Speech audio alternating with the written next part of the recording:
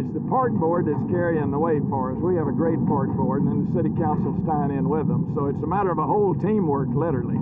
Looking a little beyond the acquisition of the land, do we have any guarantee that when the Trinity is a park that it won't become cluttered with automobile bodies and old refrigerators and so on again? But you know the nice thing about it, and that's why it's so important, it's absolutely essential that we have it under a park authority so that we don't just let anybody drop anything out there in it.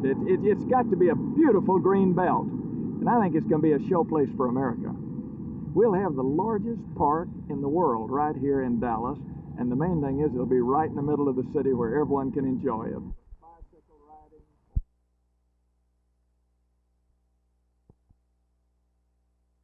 Mr. Secretary, in your remarks this afternoon, you said that this visit to Texas is a very unusual visit. Would you tell us why?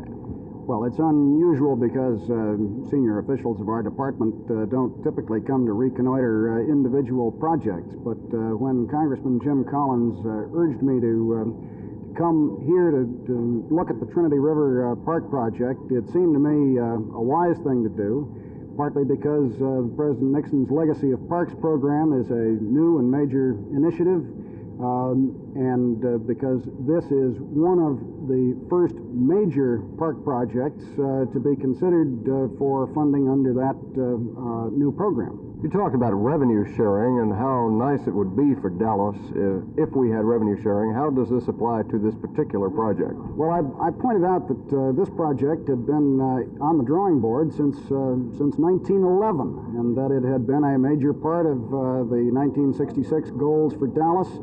But that it had to wait until a particular federal categorical aid program came along to be funded. Whereas if revenue sharing had been in effect, the city could have used that flexible source of funding to help get this project going much earlier.